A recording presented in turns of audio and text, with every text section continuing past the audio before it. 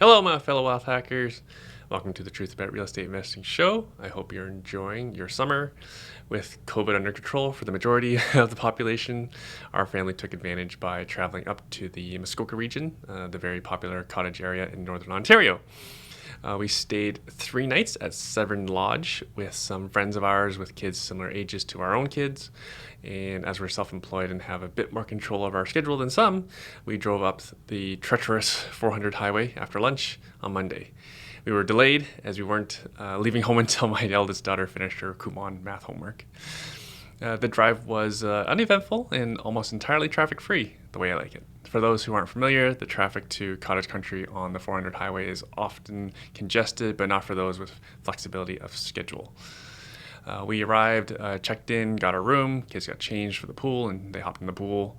I grabbed some drinks and snacks for our group of adults while we watched the kids play in the pool. About an hour or so later, I saw a dad bobbing in the deep end of the pool with his young kid wrapped around his neck, and I noticed the dad's head bob in and out of the water, only allowing him time to grab a short breath of air before bobbing back down under the weight of his son. After the third time, he asked for help. Did I mention there's no lifeguard? So I did what anyone else would do. I got up from my chips and Caesar and jumped into the pool, fully clothed. But before jumping in, I hesitated as the dad was a bit too far for me to reach, but he was too close for me to dive. So I jumped in feet first. On my way down to the bottom of the pool, I put my hands around the dad's hips and I kicked off the bottom of the pool and launched him and his son towards the side of the pool so they could just grab onto the side. And Bob's your uncle. The dad says thank you. I climb out of the pool. Everyone was looking at me. Cherry hands me a towel, and I head back to the room to change. Those few moments went by in seconds, and later in the trip, I reflected on what happened. I wasn't dressed to swim because earlier this summer, our kids have had private lessons in our own pool 3 times per week, so we wouldn't have to worry about them around water. I had already made over $600 that day stock hacking, hence I left my phone back in the room. So thankfully I didn't jump into the pool with my crazy expensive Apple iPhone. I had previously mental rehearsed jumping into a pool in case I never had to jump into my own pool to rescue somebody before this unscheduled swim. And so I actually pulled out my wallet and I shed my collector's Blue Jay hat while in stride towards the pool. I did have, however, my Honda key on me, but shout out to Honda for making a waterproof car key. I did try water skiing for the second time ever, 20 years in between. I remember how painful the first time was and the regret of not being able to stand up. So why not? The staff at Severn Lodge are very friendly with encouraging words and even better tips.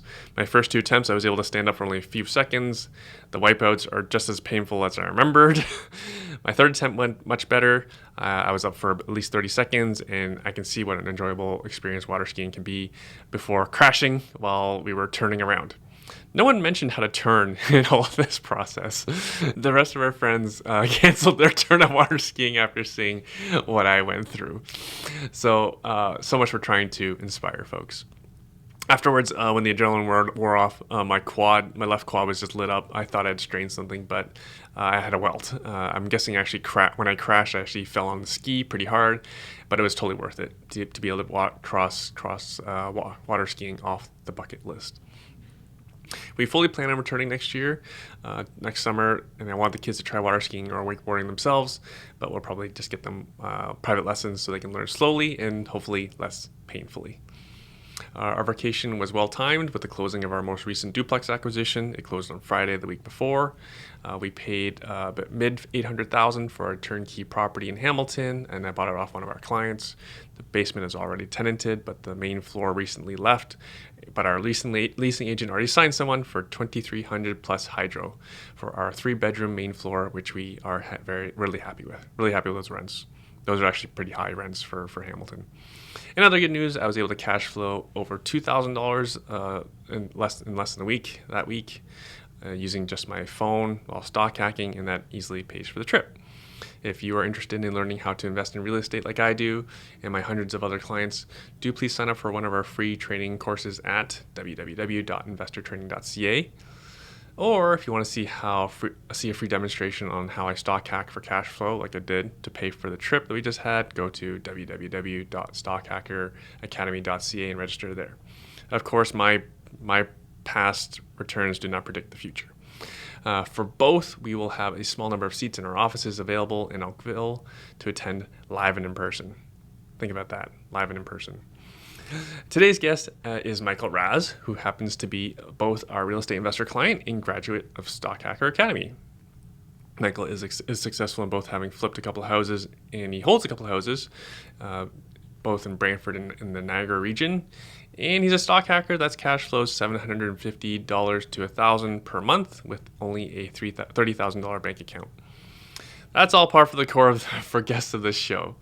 And what's really interesting about Michael is he's decided he wants a pay cut to work for the government as a member of parliament. Michael is running in the upcoming federal election in the Mississauga-Lakeshore riding. Michael is here to share about the election issues, largely around housing and the red tape real estate investors like us, including Michael, face in creating more housing supply.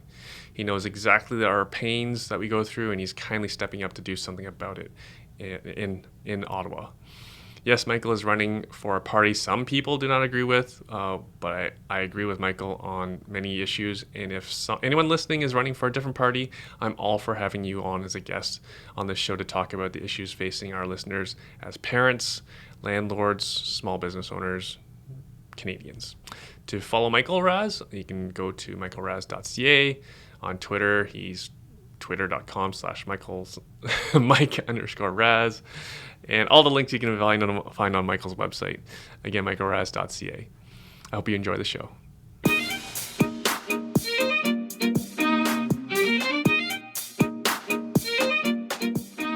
Michael, thanks for joining us today. Thanks for having me. Looking forward to this. And so what's been keeping you busy these days? I imagine you're pretty busy. I am pretty busy. So, yeah, what's keeping me busy? Well, first, kids and family. Obviously, that's number one, first priority. Full-time job. I work at Meridian Credit Union, doing a full-time job there as Director of Government and Stakeholder Relations. Mm-hmm. Thank you for all the mortgages, by the way. I have nothing to do with that. I do public policy. They won't let me touch the money. But it's a great place to work, and quite enjoying that. And I recently got acclaimed as the federal Conservative candidate in Mississauga-Lakeshore, and I'm running in the next election, whenever that might come, which we might be as soon as mid-August for a September call. So what we expect, at least. That soon? That soon, yes. No way. Yeah. Because I was going to ask you, because we're talking about an election, and I didn't know when it was. Yeah, I don't know when this is going to be broadcast, but or when you're going to be posting this podcast, but likely a week from now. Yeah, so we're expecting rumors anywhere from early August to mid-August call, for either September 13th, 20th, or 27th election date. In reality, he has up until 2023 to call this. So, but all the indications are that Prime Minister Trudeau will go visit the Governor General in mid-August sometime and call the election. So we're getting ready, and we're out there beating on doors and meeting people. And we can't do the kissing babies and shaking hands right now, of course, of the pandemic. But we're trying to meet people as best we can and get ready for this. I'm vaccinated. I'm gonna kiss some babies. I'm vaccinated too. Okay? My memory's bad because I can't even remember what the weather used to be like a year ago. Is an election usually that quick a turnaround? In a minority parliament, which is what we have presently, where the government does not have a majority of the seats in the House, those governments typically last 2 to 3 years, and we're at about 2 years now in history. But not much has happened in those 2 years. Yeah, not much has happened, just the pandemic and everything else. But that's the point. We've had a world-shaking crisis over the last 2 years. Yeah. And instead of focusing on that, instead of getting down to the business of governing and recovering from this, Prime Minister Trudeau seems more interested in his own political future and trying to secure a majority government than he is into governing. Instead of reaching across the aisle and working with the Conservatives, the NDP, and the Greens, he wants to dissolve Parliament, calling it dysfunctional, it's his party that's the dysfunctional stuff, or doing the dysfunctional stuff, if I could be partisan for a second, and calling an election or threatening to call an election 2 years too soon into his mandate. So, if he does, we'll be ready for him. I want to make sure that he does not get rewarded for calling it early, and in fact gets defeated, and his government gets replaced. Now that you mentioned the timing, it makes a lot of sense because a lot of the stimulus has to end. That's right. Right? So you want to, if I was in control, I would call an election before the stimulus ends. That's right. And, the economic forecasts are mixed. There's some trouble on the horizon. Before inflation really sets in, before, interest rates potentially rise, before, bubbles start to burst. He wants to be out there and be ahead of these things. And that's the wrong reason to be doing elections. Governing is not about yourself. Governing is about doing the right thing for the people that elect you. And as I said, I don't think he's doing it. Again, that said, though, we'll be ready for him, and we'll be ready for whatever comes our way in the next month or two. As a casual observer of politics, I don't want to get into. I don't follow it too much because I just get angry. I don't know. We're in our fourth scandal with the feds. Oh, at least there's. I'm sure there's way more. There's a lot more. Exactly. This is the most recently launched is the fourth ethics investigation of the Prime Minister. Yes. I think. Yeah. I don't want to go into too much. All right. To say this point. You and I have chatted about this. Yeah. Going into the pandemic, I had this false sense of security, but thinking that because Theresa Tam is our, I don't know what her title. She's our chief medical officer of health, right, or chief public health official. Yes. Right. So the highest level doctor in government. Right. Since she had experienced SARS, she was working during SARS. She helped write the playbook on how to deal with SARS, which was 2003, something like that. I think. Long? Okay. Yeah, it might have been that long. So she experienced significant historical event, right? So I thought, she knows how to do this, and then they didn't basically execute the playbook that she helped write, and then we ended up in this mess, right? Yeah, I'm by far not an expert in public health issues and things like that. Oh, me neither. My observation of Dr. Tam and her relationship with the federal government is that in a time of, I have a sort of a traditional view of the role of a civil servant and the role of a politician. And she's a civil servant. And she's a civil servant. Right. In my view, the civil servant advises and the politician executes. What we've seen in Canada over the last number of years is policy being outsourced and decisions being outsourced to the civil service, and she became the front of the issues. I think, for the most part, she probably was giving good advice, but she shouldn't have been the decision maker. Those decisions always need to be balanced with by people who we can hold accountable. And what happened was in Canada especially, but at other levels of government as well, we outsourced that accountability to a level of civil servant versus holding the politician to account. So what you have in Canada, in the Canadian government situation, is the Prime Minister saying, Dr. Tam gets to make all the decisions on health matters, and I get to make all the decisions on economic matters and how much money we get to spend. And so he gets to do the fun stuff, and Dr. Tam gets to be the one on the front lines of delivering the bad news on travel restrictions and lockdowns, et cetera, in collaboration with her provincial and municipal colleagues. That's the wrong method as far as I'm concerned. That's not how accountability in government should work. The best jurisdictions in the world had the scientists sitting next to the leaders. And we never saw that, I don't think, or at least didn't see that often enough in Canada. We saw it occasionally, some symbolic sort of, pieces. But decisions need to be made by politicians. Decisions need to be made by people we elect, because that's who we hold accountable.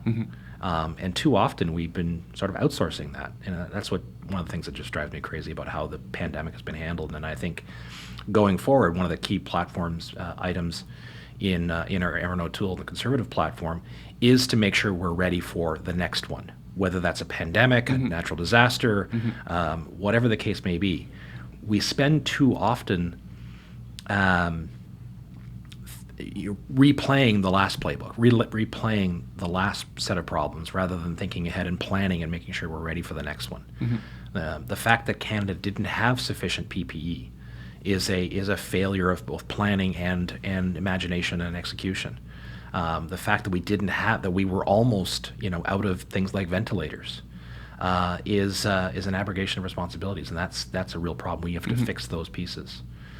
The fact that we had plans around lockdown that didn't factor in things like mental health, that didn't factor in all the other impacts on the economy is a problem. We need better planning in order to make sure that we're ready for the next one. So that's why one of the 5 key platform items for the Conservatives is going to be making sure that we are prepared for the next one, whatever form that takes. And I don't want to spend too much time on this. It's that old saying, an ounce of prevention is worth a pound of the cure. Indeed. And I was in Markham during SARS, so the playbook should be pretty self-explanatory of what to do. Right. And being Chinese myself, I have lots of family in Asia. Like Hong Kong closed its borders to China. Right. What did we do? Right. We did almost nothing. Yeah, we were told by our political leaders that to think about closing borders was racist. Yeah. Sorry, no, it was just self-preservation. It wasn't racism. If the virus started in Great Britain, I would say shut down travel from Great Britain. That's not a racist thing. That's just, I'm not anti-British, right? I'm just saying there's just an obvious set of things that you do in the playbook to make sure that you stop these things in a pandemic. But again, it's more than just preparing for a pandemic. It's preparing for all kinds of contingencies and disasters and making sure that we have the resources in place to deal with whatever comes our way. So, Michael, this is a real estate show. Indeed. We have to talk a little bit about real estate. Happy to. You are a real estate investor, I understand? I am. You were instrumental in helping me get there many years ago. So. And what do you invest in? Single-family residential in the Niagara region that I have duplexed in a couple of cases. I've duplexed and flipped a few, but they've been great investments for me over the years. So you know what real estate investors go through quite well. Absolutely. Because before we were recording, you were telling me you do your own handyman work. Yeah, exactly. Yeah, I know. So years ago, my journey is this. So years ago, I started doing some work. I was executive director of a group called FOLA, the Federation of Ontario Law Associations. So I was the lobbyist for Ontario's solo and small lawyers. It was a work from home role, a lot of video conferencing before video conferencing was fashionable.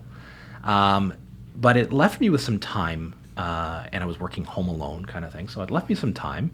So I renovated my own basement, just started working on it, built up a few skills over the years from learning from my dad when I was a kid, and as my wife jokes all the time, I learned a lot from YouTube, but which is a great way to do it. Anyway, built my own basement, and then saw an ad for a real estate investment seminar, not from you guys, but it was here in Oakville, and I went, took a weekend, and it was one of those, boiler houses that was trying to sell you lots of flipping opportunities, right?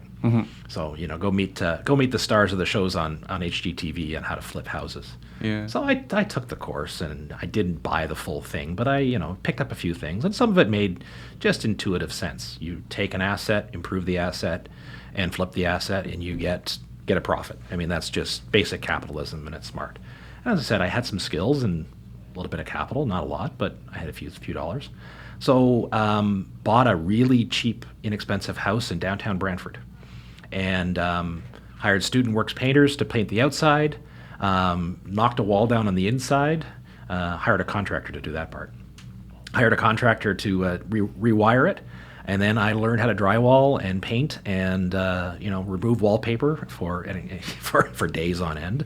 And you're a lawyer by trade. I'm not a lawyer. No, I Sorry. Yes, no, I'm not a lawyer, but I do. I have worked with a lot of lawyers, and so I Okay. work in that legal space. But I guess technically a lobbyist or a public affairs professional is Got it. my background. So yeah, you're right. I'm not a tradesman, Yeah. but I just spent a lot of time, effort, and was just good to use use the other side of my brain and the other side of use my hands instead of my brain and writing ability to earn a living.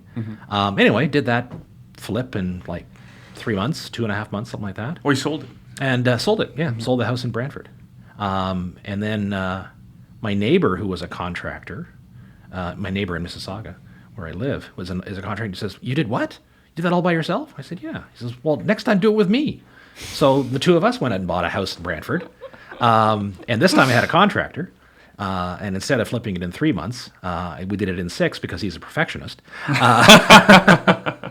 And we flipped that one, made a tidy profit, and had a great time doing it. The two of us would, a couple of days a week, leave Mississauga and head down to Brantford, do some things. I learned how to tile, I learned how to plumb, and all that stuff. It was fun.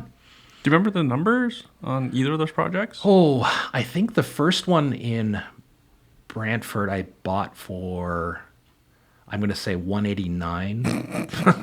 What year is this? Oh, 7, 8 years ago. So not that long ago. This was a pretty dumpy little place. And sold it. I think I put 45 grand worth of capital into it, not including my labor.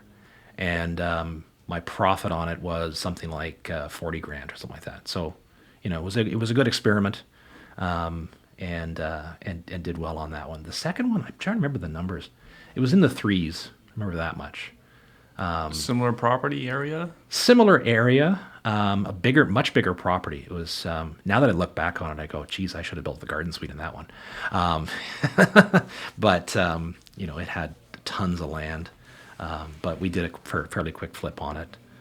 Did the traditional, knock down some walls to open up the kitchen kind of stuff, and added a bedroom in what used to be a closet slash attic in the upstairs. So we made a 3-bedroom into a 4-bedroom, and that type of thing. Right. So this was a bigger project. Yeah, it was a bigger project. Knocking down walls isn't just like a weekend thing. No, exactly. But it was a ton of fun, and I learned a lot. The day before we put it up for sale, we had a flood in the basement. Those were fun. All that kind of stuff happens. So Good thing you're your neighbor. yeah, exactly. He's a licensed contractor and a great guy, and we had a lot of fun doing that. Yeah. But then shortly after that experience, I ran into you actually on your website and said, why am I flipping these things but not taking the full profit? So I met you, and you set me up with a realtor in one of your team in St. Catharines. And it was funny. I remember meeting her for the first time at a property where she was showing me. And she says, "Oh, by the way, do you know my husband?" I was like, "Well, how the hell would I know your husband?" Well, it turns out he used to be a client of mine in government relations world. He used to be a lobbyist with a pharmaceutical company that I was consulting with. It's like, so anyway, small world. So the three of us have become great friends, and so she put me into a couple of houses in St. Catharines and one in Welland. And I've since sold the 2 houses in St. Catharines after renovating them, and hold them for about a year and a half. And I still hold the house in Welland. That's my long-term investment. So how many do you currently hold? Just the one. All right. Yeah. And what's the strategy for the Welland property? Hold it for at least another 4 or 5 years, and then what I'll probably do with that one is sell it when either of my daughters go to university, and then buy them a student residence that will then be sold again after they've graduated and become the down payment on their first house. Isn't that crazy? You have RESPs as an opportunity. The RSPs returning 3.5% a year in the height of a great market. Yeah, I looked at our RSP statement the other day, and it's like, yeah, that'll cover books. So, it's not going to cover it. So we want to do a little bit better for our kids than that. It pains me that more parents don't think this way. Or have prepared for this. For sure. Right? For sure. And if hopefully everyone knows, like, anyone who's buying a home these days, any millennial who's buying a home these days is getting parental help. Oh, for sure. Right? Yeah. No, not to bring it back to politics, although I intend to. The home ownership crisis is going to be, I think, the top issue, if not the top 2 or 3 issues that I'm certainly going to be hearing at the door. I have been hearing it already, knocking on doors for this campaign, for sure. And it's not just the millennials who can't afford a house. It's their parents who are saying, I don't want my 30-year-old married couple living in my basement anymore. I don't want my grandkids to be couch surfing for the rest of their life, or living in a tiny condo that they can't afford to move into a home.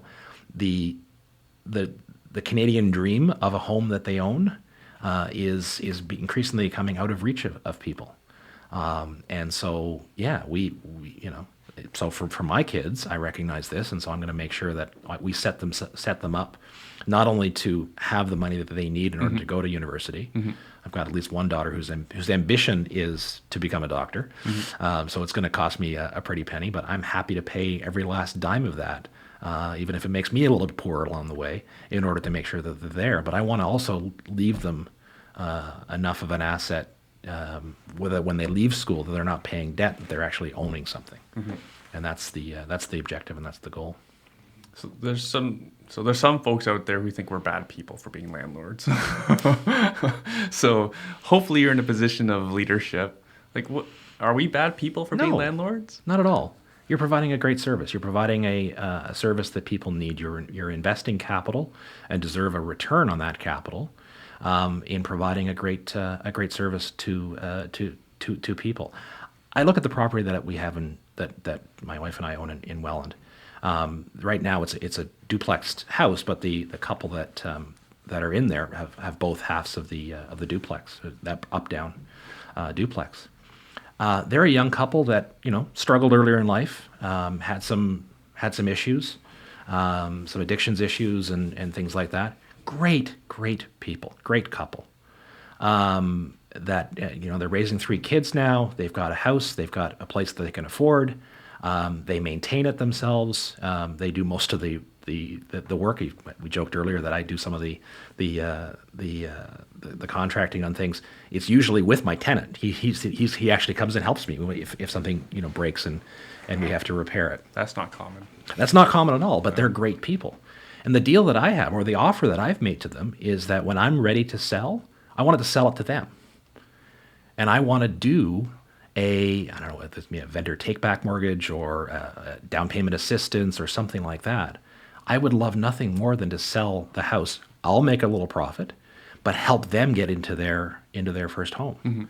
And they're open to the idea. So they're starting to, it's not quite a rent-to-own situation. Like, they haven't paid me, a deposit or anything like that. But we have basically a handshake to say that, when it comes time to sell, they'll have the first option.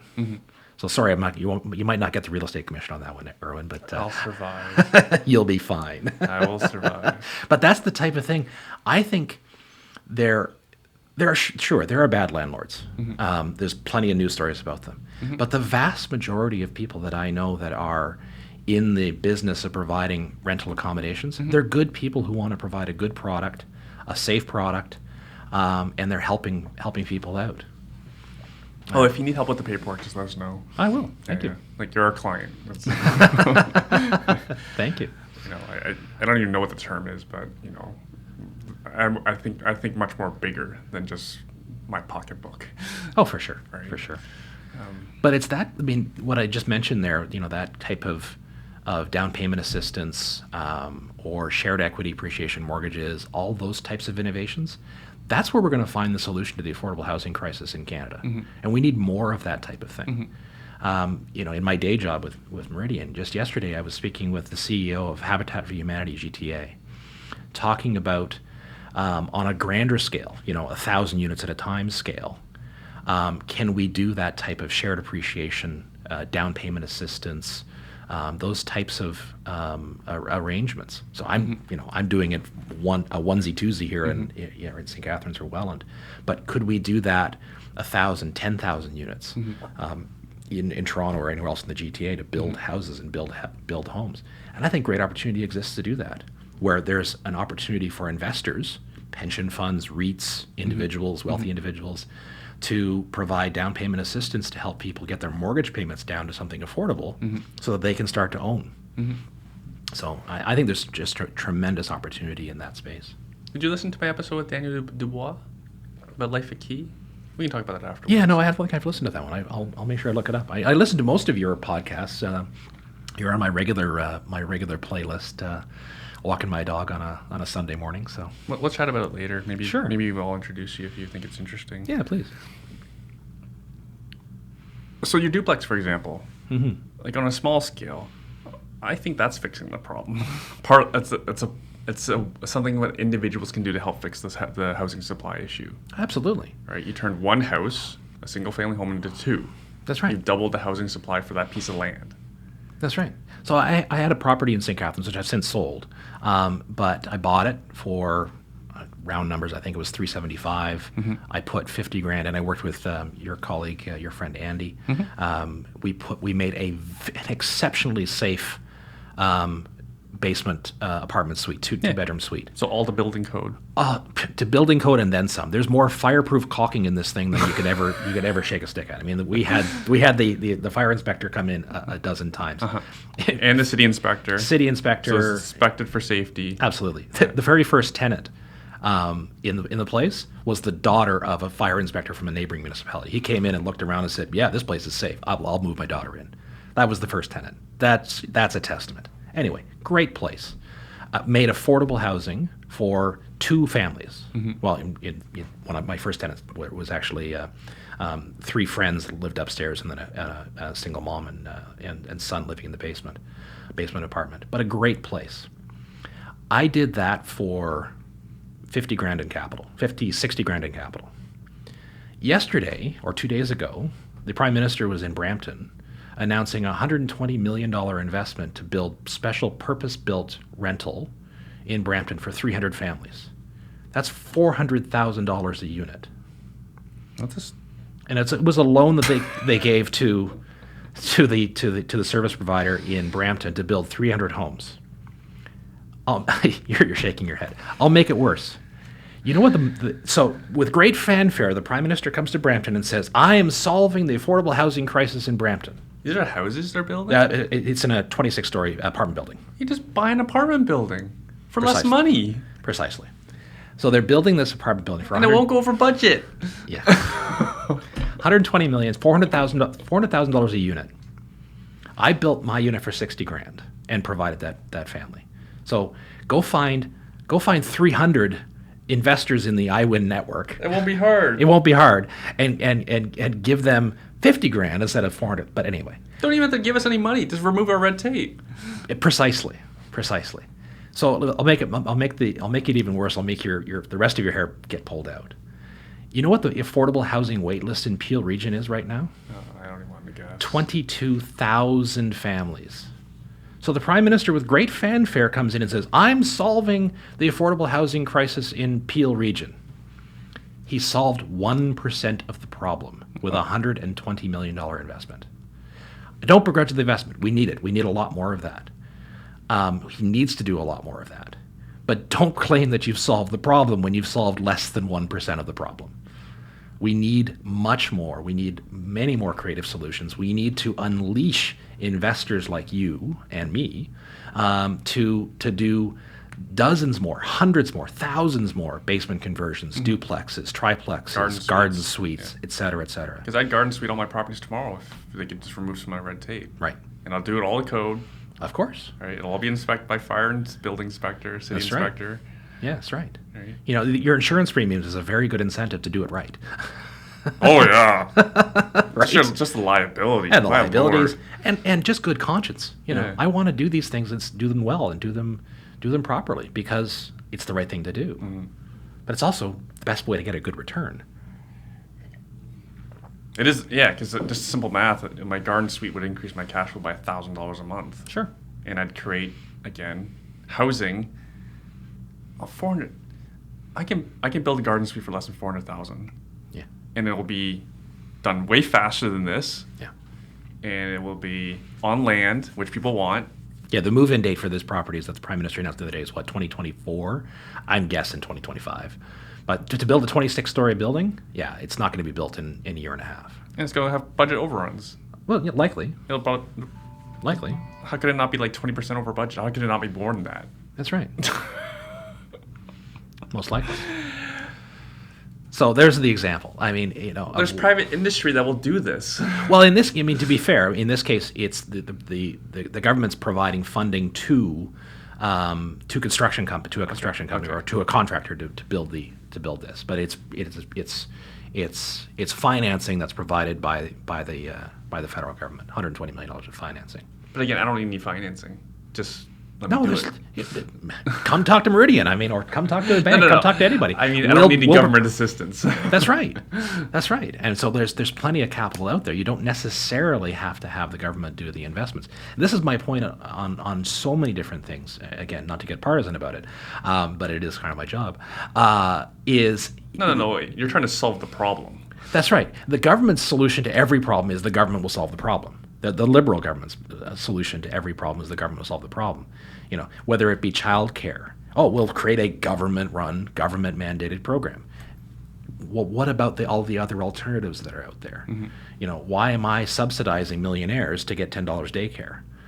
Why not direct the money at where it needs to be? In housing, it's always a government solution to a mm-hmm. big problem. Mm-hmm. Every solution seems to be that. Mm-hmm. The pandemic. They have looked at the pandemic as an opportunity to reshape the economy in their own vision versus letting the market and letting the private sector try to find the best way of delivering. And that becomes an awfully expensive way to do things. There's a role for government in all of this, but it's to be a facilitator, not the doer. Not the one providing the handouts. That's right. I just saw it yesterday where, I believe Canadian checking accounts are at the highest level ever. Mm-hmm. And the mortgage early repayments have been higher than ever in the last quarter. So do we have a problem that people need to be continually receiving stimulus over? That's right. Right. There are certain areas that definitely do. Sure. Right. Sure. But on a statistical, on a broad scale, sure, we don't seem to have a problem. No, right? if you're in the hospitality sector in Niagara Falls right now, sure. Yes. Let's target them then.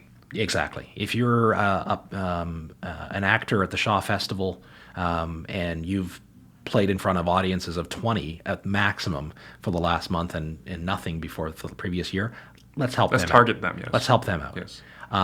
But if you're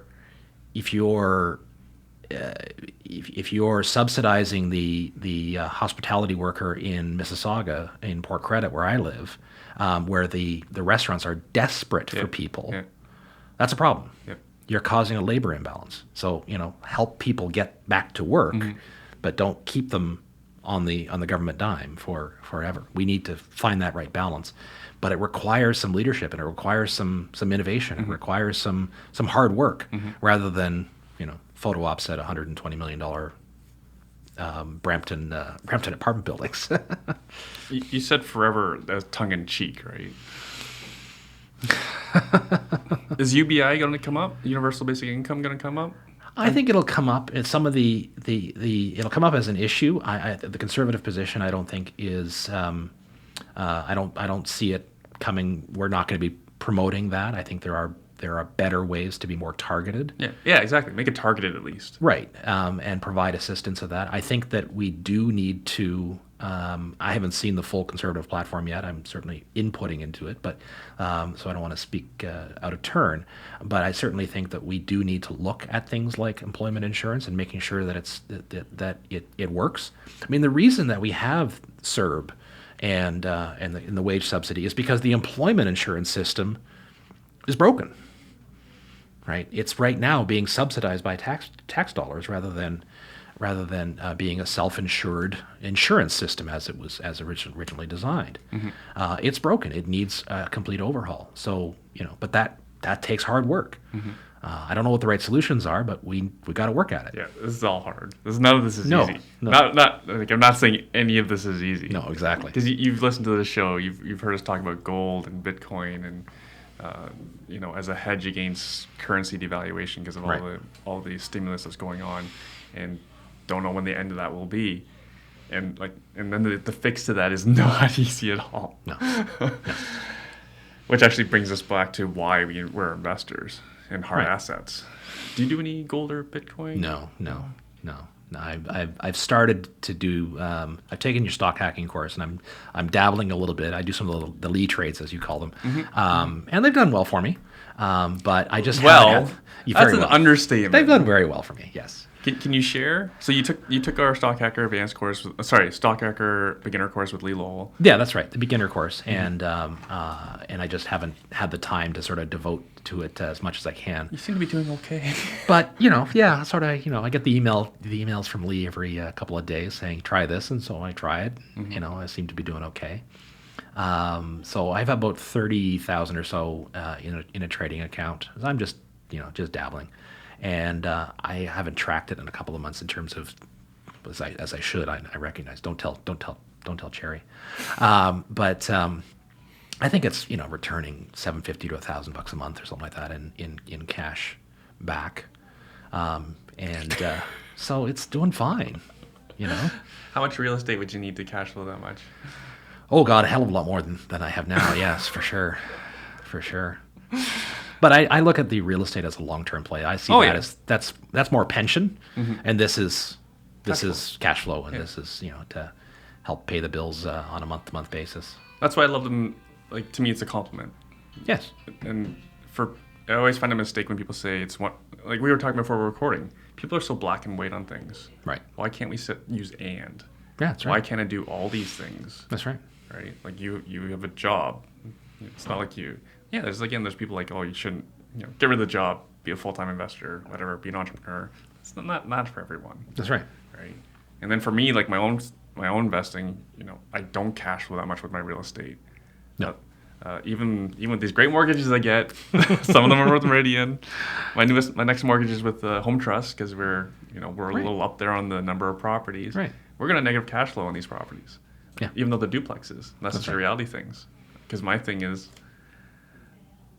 I know the immigrants are coming, and I know the government's gonna keep stimulating the economy. I know interest rates are going to stay pretty low. They'll probably go up a little bit, but they're going to generally be pretty low for... The pressure is on. The inflationary pressures will certainly be there. Yeah. But you're right. It's going to stay pretty low. And everything's relative. Everything's perspective. I became a conservative as a young kid because my parents were dealing with 21% interest rates fixed over 5 years back in the early 80s when... Justin's father ran the country and drove inflation and interest rates into the stratosphere. I remember what those days were like when 20% interest rates, almost caused us to lose our home back in those days.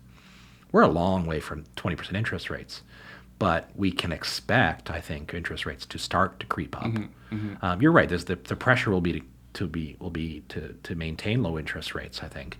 But again, that inflationary pressure, because we're spending so much money, we're printing money right now, is certainly there.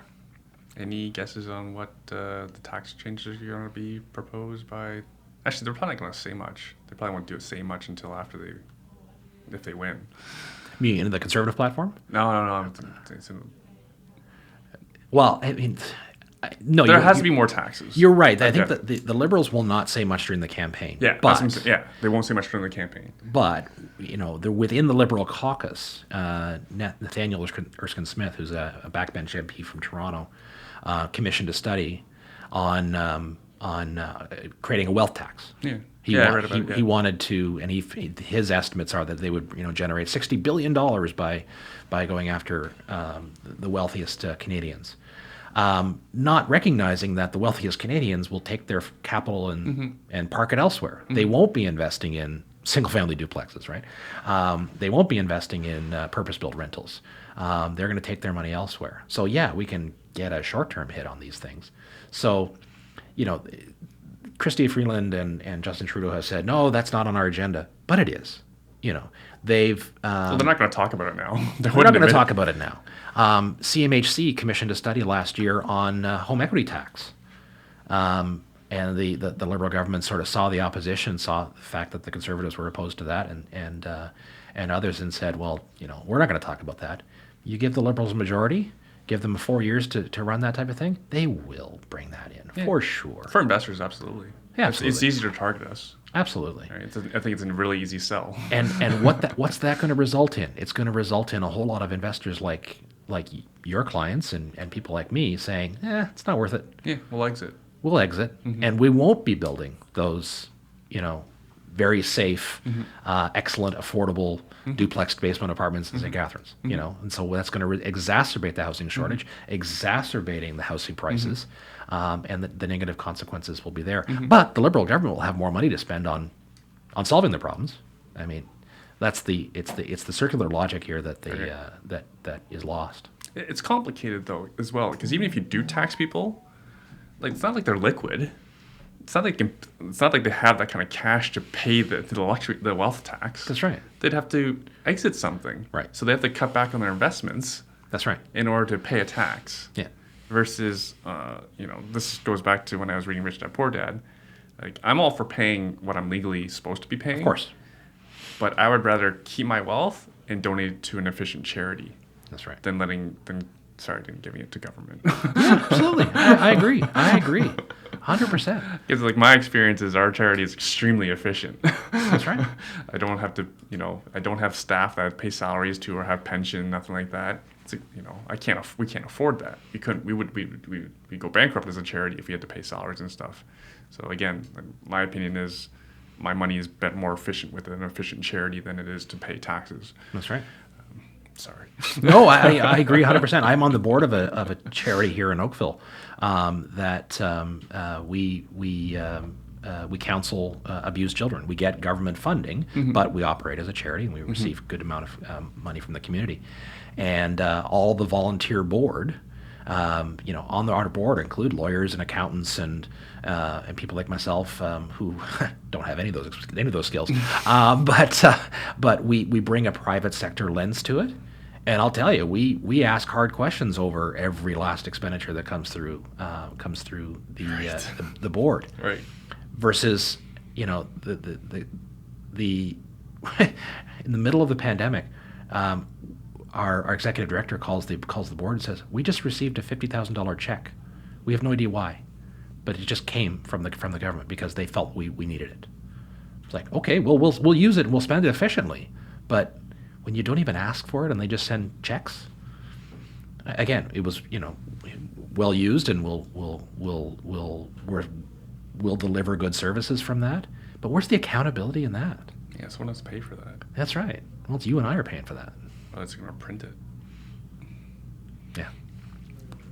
So I mentioned a couple times that everyone's like politics is a little bit. No, sorry. I one thing that I don't like about election time is people are not just politics. I find people are generally worried mostly about their self-interests. Sure. Right. I don't believe everyone votes or every person who runs is thinking about the greater good. Yes, of course. And so the example that you just mentioned, so if there was a wealth tax, or there's a increase in capital gains tax on investment property, then yes, we'll exit. And then some people will say, oh, that's great. That'll improve housing affordability. But you know what's going to happen? Reduce rental supply. That's right. So the most vulnerable part of society That's right. will have less supply, and then rents will just go up. Well, and I don't understand how this sort of notion will be that it will increase supply or increase availability of housing, because that's not the case at all. When investors exit, it's not just investors investing in rental properties. It's investors in people or people who are building new supply that will exit. So developers who might otherwise who we desperately need. I mean, the Scotiabank put out a study a couple of weeks ago that said that if we wanted to bring ourselves to the OECD average of the number of homes per 1,000 population, we're short 1.2 million units of housing in Canada right now. The government's not going to build all that stuff. They're doing it 300 units at a time in Brampton, right? Which, again, fine, we need to do that. But now, how do we get to the next? What's 300 units out of 1.2 million, right? It's literally drops in the ocean. How do we get to the 1.2 million? Well, that's going to be coming from private capital. It's going to be coming from investors who see an opportunity to buy a piece of land, go through the 10-year red tape at the municipal, provincial, and to a lesser degree the federal level, and get something done. We need that supply, so we need to find ways to encourage private investors to get this done.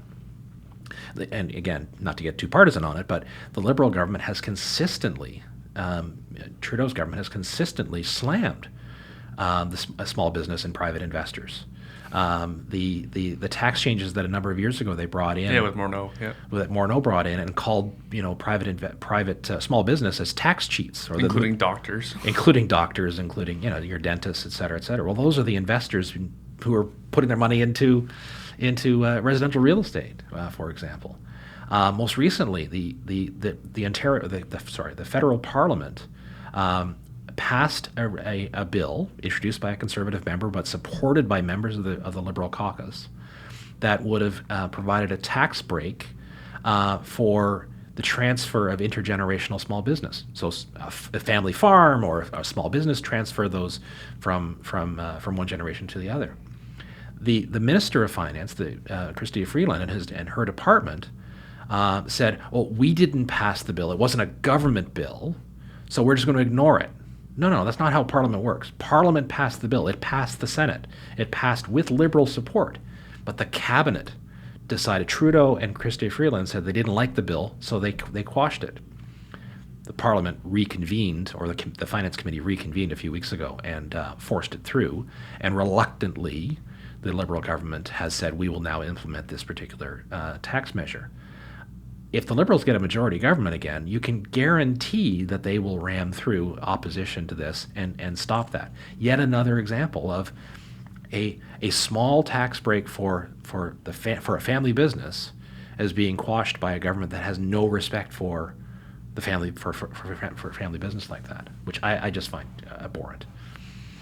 Because if it doesn't pass, then you're going to see more small businesses sell, right, and likely picked up by big multinational corporations. That's right. So then the wealth gets sent overseas and over borders. Yeah. Rather than staying within Canadians. Yeah. You might be accused by some of being overly dramatic on that, but I don't think one bit. I think that's exactly what will happen. Small businesses are going to close. Sure. A farmer sells, you're going to sell to some big rich developer. Yeah. Rather than that money staying in the family. When the tax advantage resides with the foreign multinational versus the family farm or the next generation, that's a problem. We got to figure that piece out. Yeah, I was just talking the other day about the Nestle purchase of the Aberfoyle water. Yeah.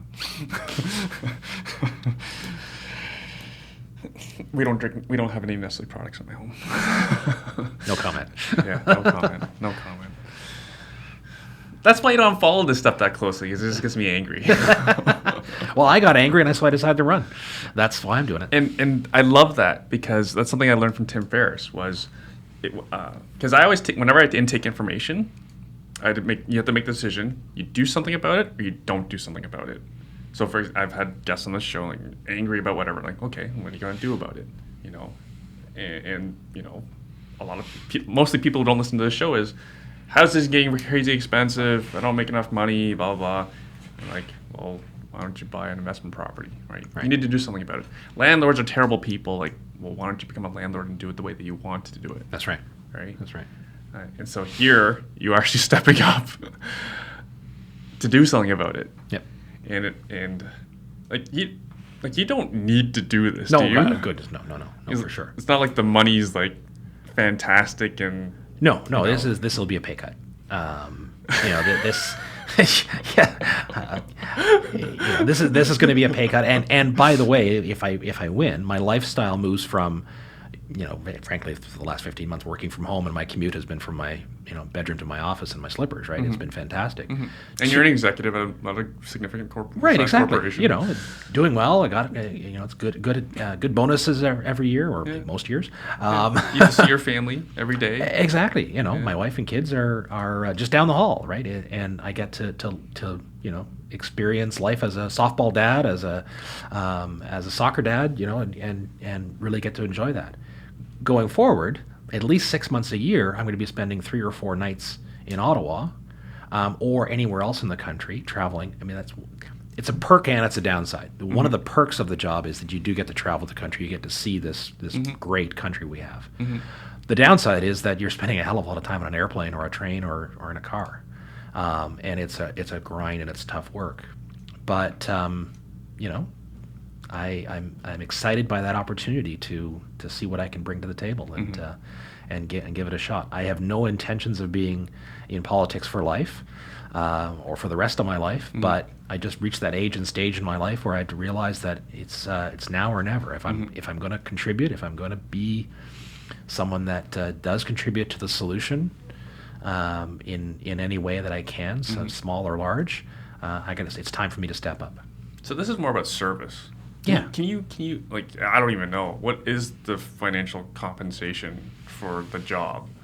So a backbench MP base salary is, I think, like 170, something like that. Oh, not bad. So not bad. No, I'm not complaining. You will never hear me complain about that. Cabinet minister makes like 220 or something like that. But it's a 120 hour a week job.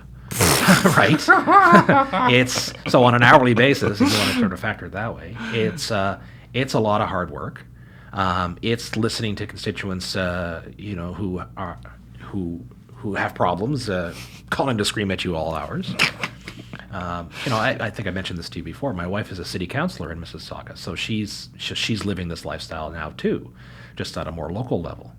And the ward that she represents is about half of the riding that I hope to represent. So, she's well compensated, but there's a heck of a lot of BS that you got to put up with in the role. I gotta complain about my haters. I can't imagine what your level of haters are like. Yeah, for sure. Oh, for sure. Oh, for sure. I put something out on social media, and it's like, watch it come at me, right? But you have to have a water off a duck's back kind of attitude on that. You also have to, not feed into it, and focus on, making positive change, and focus on recognizing that you don't have to feed into that anger by being angry back, right? Occasionally, one of my comments on social media might be a little snarky back, but it's more done with humor than anything else. And I mentioned this in their talk beforehand. I've been thinking a lot about what kind of MP I'm going to be, what kind of politician I'm going to be if I do get elected, if the people of Mississauga-Lakeshore do give me the privilege of serving them.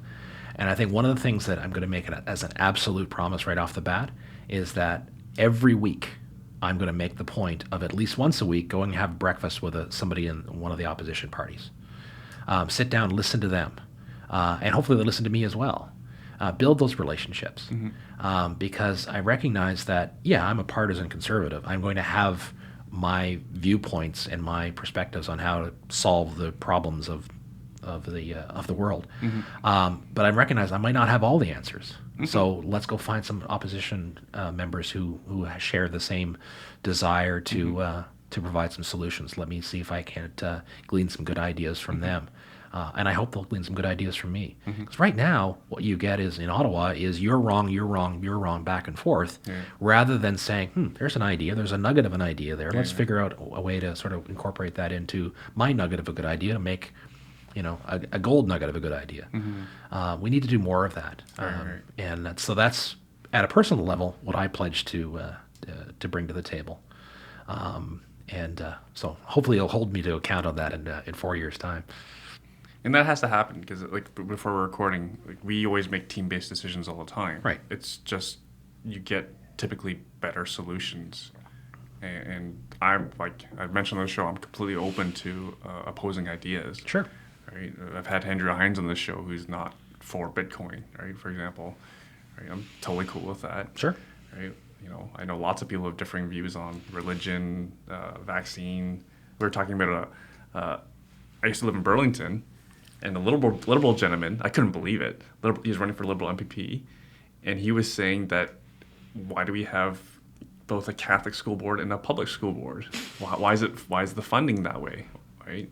And like, holy cow, I can't believe a liberal said that. And like that gentleman, I'm not an expert. I'm gonna get some flack for it, but it's at least a reasonable question to ask. Sure. Why do we have a two-tier system? Why, when one has more students than the other? From just as an observer, Yeah. right? Yeah. So why would funding be equal? Right? Again, whatever. It's just we should have these discussions, and hopefully there's some discussions among opposing party views around why money printing to infinity is not a good idea. Exactly. At least have the debate in the House of Commons. At least have the debate, in politics. You're not going to get me to bite on the question on Catholic versus public schools. I've got one daughter in public school and one daughter in Catholic school, so I'm not biting on that one. But I didn't mean to, because again, the solutions are like hard. Right. And so, but to the broader point of like have the debate. Yeah. So a couple weeks ago, the G7 finance ministers got together in, I think it was Brussels, and decided to have a minimum corporate tax for the world. It might be a good idea. It might not be. I don't know. It's designed, they claim, to stop the flight of capital between countries and sort of investors tax shopping, right? So, Right. So there might be some merit to this. Yeah. But I have no idea because I'm an aspiring parliamentarian, and I have yet to hear our Minister of Finance in Canada or the Prime Minister introduce in any of his or her presentations or speeches, let alone into the House of Commons, a debate on whether we should do this. Instead, our Minister of Finance went over to Brussels a few weeks ago and said, yeah, Canada signs on to that. Interesting. That's undemocratic.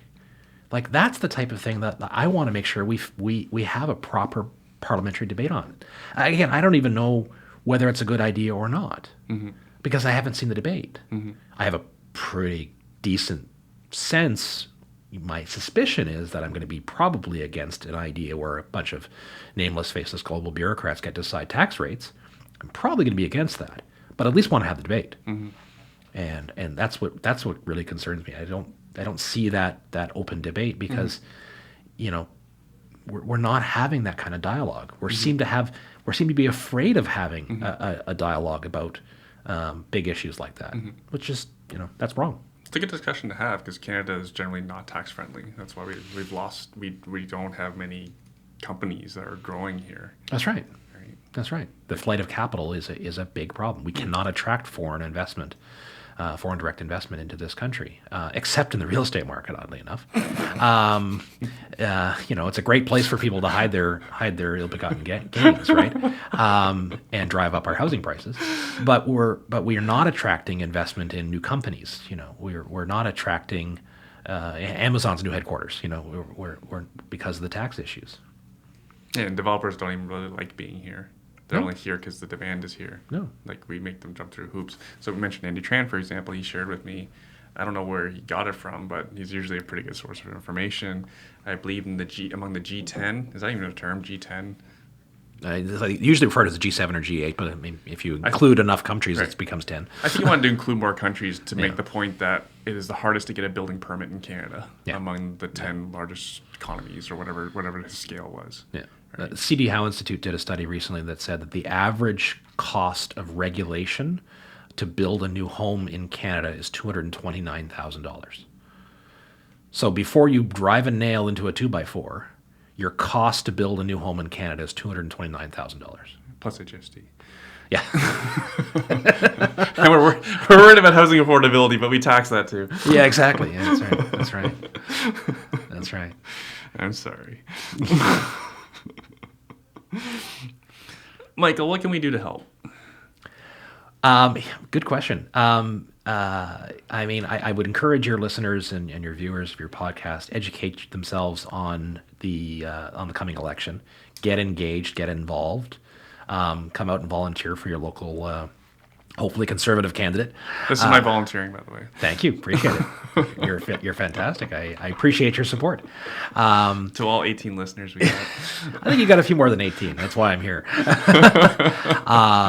But a campaign thrives off of volunteers and funding. At the end of the day, I have, if the election is September the 20th, it's now July 23rd, I guess, today. So I've got less than 60 days to meet 110,000 people. That is physically impossible to do that myself. But if I had 100 volunteers show up, so it's about 50,000 doors in my riding to hit up, to knock on. So, hi, this is the Conservative candidate. Here's what he stands for. Here's the type of guy he is. I hope you'll consider voting for him. That's what we ask for. Right. And you have a pretty strong resume. Yeah. I always look at individuals. I typically look at individuals and platforms before I look at what the leader is saying. Sure. No, I appreciate that, and I think I'm quite proud of the candidates that we're attracting across all of Canada to come in here.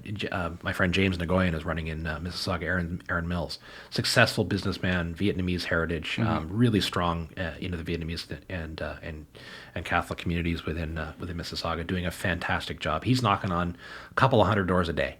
Already, and that's the type of work that work ethic he's going to bring to the give table. Him some business cards. For sure. I'm kidding. For sure. No, he's a hustler, and we all have to be hustlers to do this. So, anyway, getting back to what you can do, what I need to run a campaign, I need volunteers. On a typical afternoon or evening, a volunteer can knock on between 25 and 50 doors. So, if I have 100 volunteers knocking on 50 doors, do that over and over again, I will get to that level. I need 1,000 volunteers basically to devote an afternoon in some way, shape, or form in order to knock on 50,000 doors. I also need running campaigns is expensive. Those signs that you see on the side of the road, and the literature that we produce, and the social media advertising, and all that stuff requires some funds. So a typical riding association or riding campaign can spend up to $110,000, $120,000 during the writ period. So I've got to raise that. Again, all in. Word. And so you do that $100 at a time, $200 at a time, $50 at a time, $10 at a time, and that's how we get there. So I would encourage your listeners to click over to michaelraz.ca or to the Conservative Party.ca, conservative.ca, I should say, and donate a few dollars. Click on the volunteer button and give some of your time. I find the time more valuable than the funding, frankly. Sorry. No. I made a donation. Oh, thank you. Thank you, bro. I appreciate that. But they're both valuable, trust me. But giving a few hours of your time to get out there and knock on doors on behalf of your, again, hopefully your Conservative candidate. And the last thing I ask, make sure you go out and vote. Federal elections typically have higher turnouts than provincial or municipal campaigns, but it's still only 65% of the population turns out to vote. In a good year, it's 68%. Provincially, it's a lot lower, and municipally, it's down in the 20s and 30s. So you have investors who are complaining about 10 years of red tape to get an investment done. Yeah, but when the only people showing up to vote is 29% of the population, I guess that's why. You got to elect candidates who are going to focus on cutting red tape, on cutting taxes, on providing a friendly business environment for investors. Yeah, like I mentioned earlier, if you're angry, you do something about it. That's right. Volunteer, donate, vote. That's what right. else can you do? That's Well, right. run. That's right. Yeah, it's a little daunting, but and I don't want to leave the impression, by the way, that I'm only doing it because I'm an angry, No. I'm an angry guy. I'm saying I'm angry. But, yeah. I just contain it. That's right. No, and I appreciate that, but you have to have a positive view of the country as well. I'm running because I believe this country has such great potential and has so much to offer, and I'm frustrated that we're not firing on all 8 cylinders. right? I want us to fire at 100%. We're not. We can do so much more. We can do so much more. I teach my kids this is the greatest country in the world. It is. We were watching the opening ceremony this morning. We wouldn't leave home until we saw the Canadians come out, right? And explaining to the kids, this, they dedicate their lives to this. Yeah. And they compete for themselves, for their families, and for our country. Right. Right. No greater honor. That's right. Right. But no, we're far from perfect. Yeah. And we can be so much better. And we have to be better. And I won't say the things that, that are angering me right now. I'll wait till we're done recording so I don't trigger anyone else. But yeah, I'm kind of joking that I'm angry. By doing things, right, it tempers me. It gives me a relief. Take action. That's right. Yeah. That's for sure. And sorry, but my usual decision for action is I make donations. And again, I say I'm casual, but at least I read up on each of my candidates. Yeah. I don't know right or wrong. I generally vote on platform and my candidate. Right. Right. And yeah, I mean, that's a good way to do it. I once had a mentor in politics who said, when in doubt, vote for the smartest person in the room. But I've seen where that hasn't happened many times. True enough. The point is, and I'm not bragging that I'm the smartest person in the room or anything, but vote for the person who has a resume that shows that they devote themselves to what they believe in. Mm-hmm. Mm-hmm. So I think I have that resume. Mm-hmm. I believe strongly in entrepreneurship. I've shown myself. I've went out there and done it. I've got my hands dirty on an investment flip. Mm-hmm. I believe in economic development. Mm-hmm. So years ago, I volunteered with a group called the Greater Toronto Marketing Alliance. Ended up becoming the vice chair. It's a public-private partnership of the municipalities in the GTA mm-hmm. that goes out to the world and markets the GTA to attract foreign investment. I believe strongly in protecting children and the rights of children, so that they can grow up in a healthy, safe environment. So I devote myself to the board, or I'm a volunteer on the board of Radius Child and Youth, which treats kids who are subjected to violence, negligence, and trauma. And so I think I've demonstrated that I've got that kind of action-oriented motivation to get stuff done. I wish I could do more, and I hope I can do more if I get elected. Mm-hmm.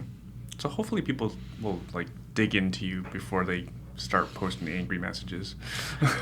Not everyone does. I mean, that's the nature of partisan politics. They see me and they see blue, and they go, and you're obviously monster. Evil. Yeah. I'm the monster. Yeah. You're just like Trump. Right.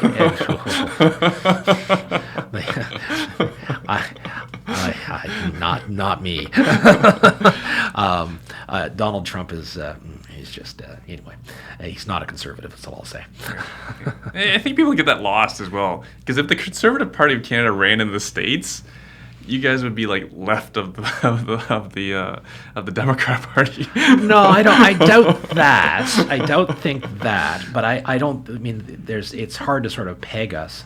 But I remember years. Oh, but people who try to peg that, if you vote Conservative, you're basically voting for Trump. That's right. that's whoa, you got wow. Yeah, you have no idea. I remember years ago. This is an Ontario political example, but Mike Harris brought in student testing, and the left went a little bit crazy on that.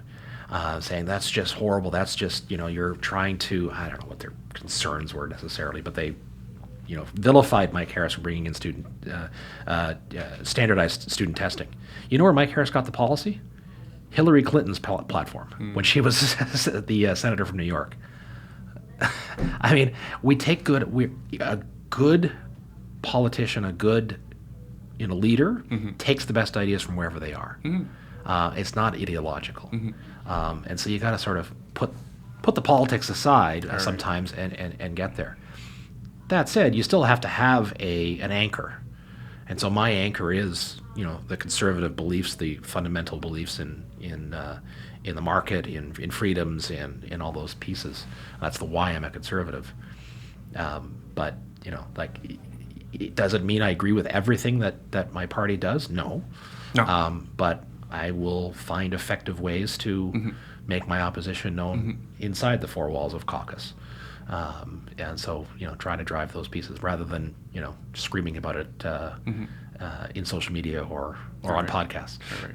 Yeah, I think people need to understand, like, you're all human beings. Yeah. And you all have your own. Well, most of us are. Because even whatever the party platform is, there's no way that everyone part of that party believes in it.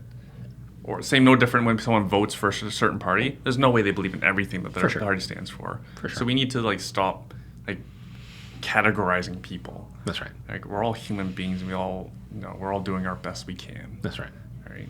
And we should be able to sit down for a meal together. Exactly. All right, Michael. No promotion of our Facebook, because you always post. Because I follow you on Facebook, and I always enjoy what you write. Yeah. So click over to my campaign Facebook page, which is forget the handle on it, but look me up as Michael Raz, Canadian Conservative Party candidate in Mississauga-Lakeshore. My Twitter handle is Mike_Raz, RAS. And by all means, find my website as well, michaelraz.ca, and you can connect with me there. Awesome, and I wish you good luck. Thank you. Because we kind of need folks like you. I hope so. So I hope so. I'm looking forward to the next couple of months of campaigning, but and then as I said, if the fine people of Mississauga-Lakeshore do elect me to being a good representative for them. Awesome.